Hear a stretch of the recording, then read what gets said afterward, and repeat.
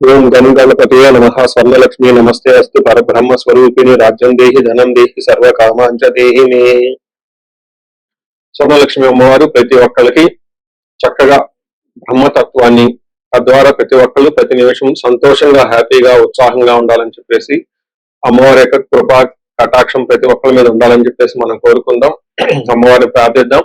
అంతేకాకుండా ప్రతి ఒక్కరికి కూడాను రాజ్యం దేహి అమ్మవారు ఒక అథారిటీని, ఒక పవర్ ని, ఒక స్టేటస్ ని, ఒక దర్పాన్ని ప్రతి ఒక్కరికి ఇవ్వాలని చెప్పేసి కోరుకుంటూ, దీనితో పాటుగా ధన సమృద్ధి, ధనం అనేది ప్రతి ఒక్కరికి ఉండాలని, చక్కగా వాళ్ళ ఇంటి నిండా బ్యాంక్ అకౌంట్ నిండా ఎక్కడ పెట్టినా ధనం ఉండాలని, ప్రతి ఒక్కరికి ధనం లేదు అన్న ఒక ఫీలింగ్ అనేది వాళ్ళకి రాకుండా సమృద్ధిగా ధనం ఉండాలని చెప్పేసి అమ్మవారిని ప్రార్థిస్తూ, దీనితో పాటు సర్వకామాక్ష దేహిమి అంటే మన మనసులోకి వచ్చిన ప్రతి కోరిక కూడా అమ్మవారి తక్షణమే నెరవేర్చాలి. ఈ విధంగా అమ్మవారి యొక్క కృపా కటాక్షం మన మీద ఉండాలి.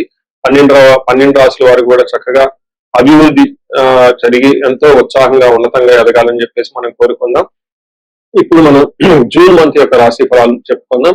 జూన్ మంత్ రాశి ఫలాలు చెప్పుకుంటే, ఈ జూన్ మాసంలో మనకి 2-3 రకాల విశిష్టతలు ఉన్నాయండి, అవి తెలుసుకుందాం. ఫస్ట్, ఈ జూన్ మంత్ మనకి అధిక జ్యేష్ఠ మాస పౌర్ణమితో స్టార్ట్ అయ్యి నిజ జ్యేష్ఠ మాసం పౌర్ణమితో ఎండ్ అయిపోతుందని మీరు గమనించాలి.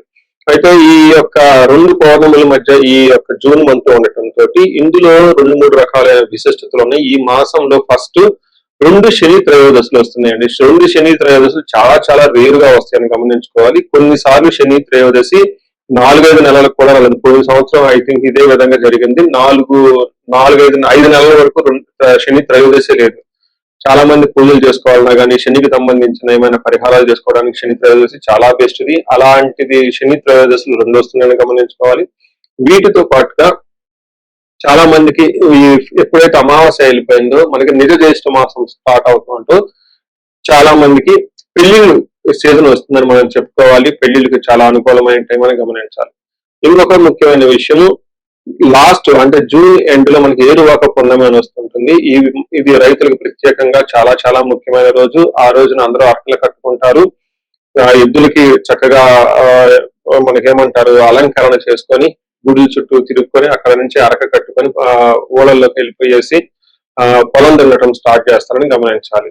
సో ఇది కూడా ఇప్పటికీ కూడా ఇది మనకి ఎప్పటి నుంచో ఉన్న ఒక సనాతన ధర్మంలో భాగంగా ఎద్దులను పూజ చేయటం, వాటిని మందీశ్వరులుగా భావించుకోవటం, గుడి చుట్టూ 3 రౌండ్లు తిప్పుకోవటం, భజనలు పెట్టుకోవటం, దండారా వేయటం, ఈ పనులను చేస్తూ ఉంటారు. ఒక ఉత్సాహంగా టోటల్ విలేజెస్ కూడా చాలా చక్కటి వాతావరణంలో ఇవన్నీ జరుపుకుంటూ ఉంటారని గమనించాలి.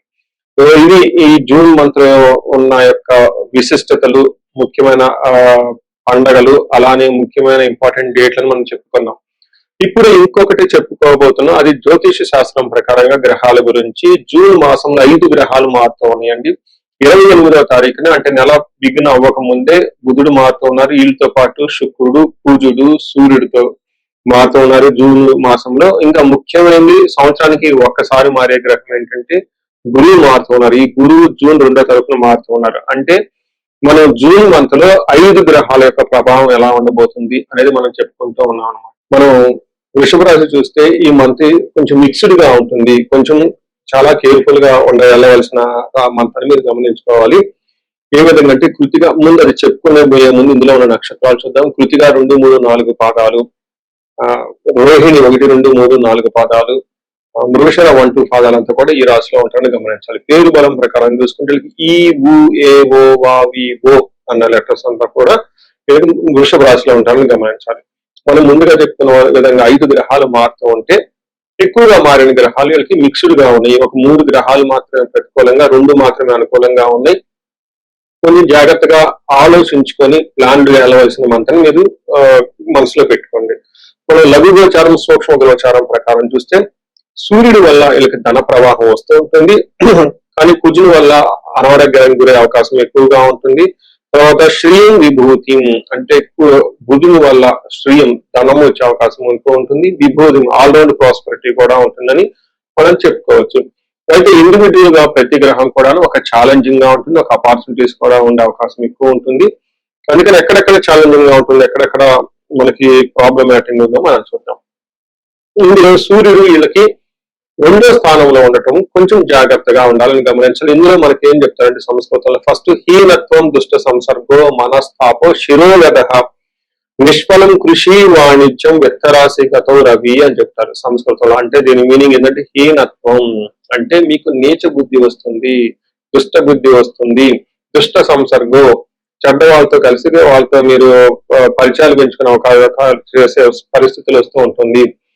గుర్తు పెట్టుకోండి, ఎప్పుడైతే చెడ్డవాడి దగ్గరికి వెళ్ళారో ఇప్పుడు మీకు చెడు జరుగుతుంది. ఎప్పుడైతే మీరు స్మార్ట్ వర్క్ చేయాలనుకుంటే అదే స్మార్ట్ వర్క్ మీకు రిజల్ట్ తిరిగి వస్తుంది. కాబట్టి ఈ టైంలో మీరు మనస్తాపానికి గురే అవకాశం ఎక్కువగా ఉంటుంది.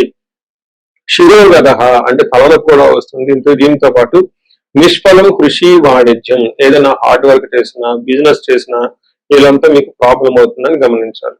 సో ఇలా ఇందులో ఓవరాల్ గా చూస్తే మీకు సూర్యుడు వల్ల అంతా ఇబ్బంది పెట్టే పరిస్థితి కాబట్టి జాగ్రత్తగా ఉండటం ఎంతైనా అవసరం గమనించాలి. ఇప్పటిదాకా ఈ రాశి వాళ్ళు కొంచెం ఆడింది ఆట పాడింది పాటగా ఉంది. చాలా విషయాలు ఎలాంటి ప్రాబ్లమ్స్ వచ్చినా చక్కగా చేసుకుంటూ ముందుకెళ్ళిపోయారు. బట్ ఈ మంత్ కొంచెం జాగ్రత్తగా ఉండవలసిన మంత్. గురువు మారటం వల్ల కూడాను కొంచెం అంత స్మూత్ గా ఉండదు. ఇప్పటిదాకా అనుకునే సాధించుకుంటారు. ఇప్పుడు మీరు అడగంగానే ఒక ఫోన్ చేయగానే పనులు అయ్యాయి, అంత స్మూత్ గా పనులు కాదు. ఒకటి రెండు సార్లు ఫోన్ చేయాలి, కొంచెం ఇరిటేషన్ గా ఉంటుందని గమనించుకోండి. ఇవాళ కుజుడు 12వ స్థానంలో ఉండటం ఇది కూడా మిక్స్డ్ గా ఉంటుంది. కుజుడు 12వ స్థానంలో అంటే విపరీతంగా ఖర్చులయ్యే అవకాశం ఉంటుంది, హాస్పిటలైజేషన్స్ అవకాశం ఉంటుంది, బ్లడ్ రిలేటెడ్ ప్రాబ్లమ్స్ రావచ్చు. అంతేకాకుండా శత్రువుల బాధ కూడా విపరీతంగా ఉంటుందని గమనించాలి. మనకి సంస్కృతంలో ఏం చెప్తారంటే ప్రవాసం వ్యాధి పీడాంశ బంధువైర ధనక్షయనం దేహ పీడాంశ సంచారం ద్వాదశ స్థానకే కుజ అంటారు. అంటే కుజుడు 12వ స్థానంలో ఉండటంతో ఏమవుతుంది, రోగాల వల్ల బాధలు ఉంటుంది, బంధువుల వల్ల ద్వేషము, ధననాశనము, శరీరానికి పీడ అని చెప్తారు. అంటే విపరీతమైన వీళ్ళకి మానసికంగా ఒత్తిడి కూడా ఉంటుంది.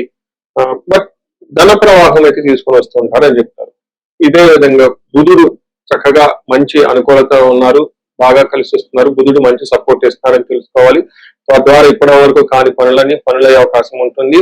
ఎవరైనా మూవీ రంగంలో ఉన్నా, లైక్ ఇంకా ఏదైనా సోషల్ మీడియాలో ఉన్నా వీళ్ళు రీల్స్ పోస్టులని చాలా చక్కగా వైరల్ అయి ముందుకెళ్లే అవకాశం ఉంటుంది.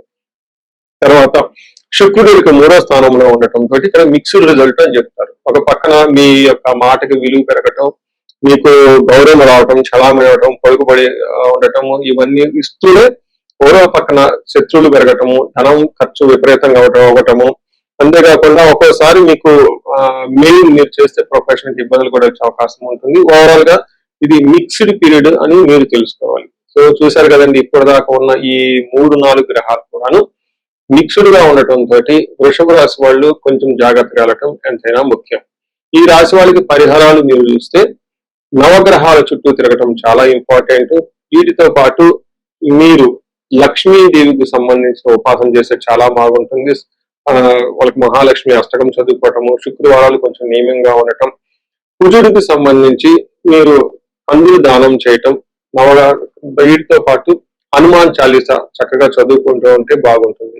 ఈ రాశి వాళ్ళు ఇది అంతా గోచారం ప్రకారం కాబట్టి ఇండివిజువల్ గా జాతకం చూపించుకోవడం చాలా ఇంపార్టెంట్.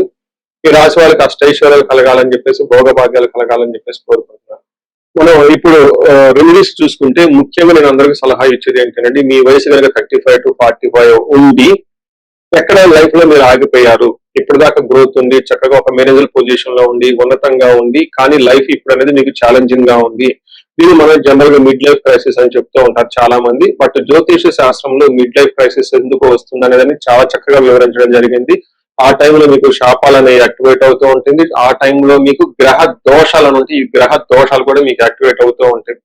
ఇది ఒక్కసారి మీరు ఇన్ కేసు మీ ఏజ్ కనుక అలా ఉండి అప్పటిదాకా బాగుండి మధ్యలో మేము లైఫ్ లో స్ట్రక్ అయిపోయాము, గ్రోత్ లేదు, డైరెక్షన్ లేదు, సరిగా ఇంప్రూవ్మెంట్ లేదు, రిలేషన్షిప్స్ లో ప్రాబ్లమ్స్ వస్తూ ఉన్నాయి, ఎలా వెళ్ళాలో కన్ఫ్యూజన్ లో ఉన్నారు అనుకున్నప్పుడు ఖచ్చితంగా ఒకసారి జ్యోతిష శాస్త్రంలో మీ ఇండివిడ్యువల్ హారోస్కోప్ చూపించుకోండి. అందులో టోటల్ శాపాలు ఏమైనా ఉన్నాయో స్కాన్ చేసుకుని అవి ఇప్పుడు యాక్టివ్ గా ఏమైనా ఉన్నాయో తెలుసుకోవడం చాలా చాలా ముఖ్యం. ఇప్పుడు దాకా మనం చెప్పుకున్న ఈ గోచార ఫలితాలు మీకు 30-40% మాత్రమే ఎఫెక్ట్ అవుతాయి. 100% మీ జాతకం కరెక్ట్ గా ఉంది ఎలా ఉందని తెలుసుకోవడానికి ఇండివిజువల్ జాతకం చూపించుకోవడానికి చాలా ఇంపార్టెంట్. అందులో ఉన్న దశలు ఎలా ఉన్నాయి, భుక్తులు ఎలా ఉన్నాయి చూసుకొని చక్కగా పరిష్కారాలు చేసుకొని పరిహారాలు చేసుకుంటే లైఫ్ అనేది 10 రెట్లు ముందెళ్ళే అవకాశం ఎక్కువగా ఉంటుంది. చాలా మందికి ధనానికి ఇబ్బంది పడిపోతూ ఉంటారు. అప్పటిదాకా ధనం ఫ్లో ఉంటుంది, సడన్ గా ధనం ఫ్లో ఆగిపోయి ఉంటుంది. వాళ్ళు స్వర్ణలక్ష్మి విశేష హోమం చేపించుకోవటం, కుబేర పాశుపతం చేపించుకోవటం చాలా ముఖ్యం.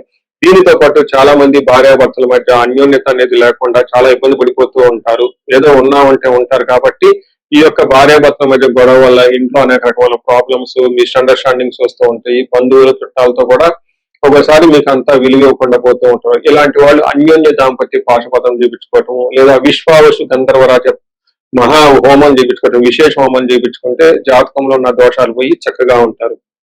ఇవి కాకుండా ప్రతి ఒక్కరికి ఈ మధ్య అమెరికాలో ఉంటూ ఉంటారు, లేదంటే ఎన్ఆర్ఐలు చాలా మంది ఉంటారు. చాలా డైలమా ఉంటుంది, ఏ కెరీర్ వెళ్తే బాగుంటుంది, ఇండియాలో ఉంటే బెటర్ గా ఉంటుందా, లేదంటే ఇండియా నుంచి ఫారిన్ వెళ్తే బాగుంటుందా, ఫారిన్ సెటిల్మెంట్ యోగం ఉంది, అసలు ఫారిన్ లో ఎంత కాలం ఉంటాం, ఇలాంటి విషయాలు చాలా మంది ఈ వీసాల గురించి, గ్రీన్ కార్డుల గురించి, లేదంటే ఎంఎస్ చేయాలనుకున్న వాళ్ళకి చాలా కన్ఫ్యూజన్ లో ఉంటారు. అలాంటి వాళ్ళు కూడా ఒకసారి జాతక చక్రం చూపించుకుంటే చాలా బాగుంటుంది. యూజువల్ గా వీసాలు రావడానికి నేను మన్యు పాశుపత అభిషేకం విత్ రాహు గ్రహానికి శాంతులు ఎక్కువ చేస్తూ ఉంటాను. ఇలా రాహువుకి సంబంధించి మన్యు పాశుపతం చేస్తే వీటితో పాటు లక్ష్మీ గణపతి జపము, ఇలా స్వర్ణలక్ష్మి జపం చేసుకుంటూ ఉంటే ఇక్కడ ఫారిన్ లో ఈ వీసా ప్రాసెసింగ్, లేదంటే ఈ డాక్యుమెంటేషన్ వర్క్ అనేది చాలా చక్కగా ఫాస్ట్ గా ఎలాంటి ఆటంకాలు లేకుండా అయ్యే అవకాశం ఉంటుంది. ఇది కాకుండా ఇంకా మీరు ఏమైనా ఇండివిజువల్ గా మీకు ఛాలెంజెస్ ఉన్నాయి, హెల్త్ బాగలేదు, మహామృత్యుంజయ హోమము, ఇంకా ఏమైనా మీకు మీ యొక్క శత్రు బాధలు విపరీతంగా ఉన్నారు, చండీ హోమం చేయించుకోవటం, చండీ హోమంతో పాటు ఇంకా మీకు విపరీతమైన మిమ్మల్ని ఇబ్బంది పెట్టేసి మిమ్మల్ని భయభ్రాంతులకు గురి చేసే వాళ్ళు ఎక్కువగా ఉన్నారు, బగలాముఖి జపము హోమము ఇవి చేయించుకుంటూ ఉంటే మీ చుట్టూ ఒక మంచి ప్రొటెక్టివ్ ఎన్విరాన్మెంట్ ఉంటుంది. సో ఈ మధ్య కాలంలో ఎక్కువగా నేను చండీ హోమాలు కూడా చక్కగా చేస్తూ ఉన్నాను. సాఫ్ట్వేర్ వాళ్ళకి, రాహు దశ నడిచిన వాళ్ళకి, రాహు అంతర్దశలో ఉన్న వాళ్ళు, ఇంకా నేను చాలా మందికి కాసప దోషాలు కూడా దగ్గరుండి చక్కగా నా ఆధ్వర్యంలో పూజలు చేపిస్తూ ఉన్నాను. ఇలాంటి వాళ్ళు మీ ఇండివిజువల్ జాతకంలో ఒకసారి చూపించుకొని ఎక్కడైనా మీ లైఫ్ స్ట్రక్ అయ్యామో అనుకుంటే వాటికి చక్కగా ఎందుకు కారణం తెలుసుకొని పరిష్కారాలు తెలుసుకోవటం వల్ల మీ లైఫ్ 10 ముందుకెళ్లే అవకాశం ఎక్కువగా ఉంటుంది. మీ అందరికి అష్టలక్ష్మి కృప కలగాలని, అలానే అష్టైశ్వర్యాలు భోగభాగ్యాలు కలగాలని చెప్పేసి నేను కోరుకుంటున్నాను. నమస్తే.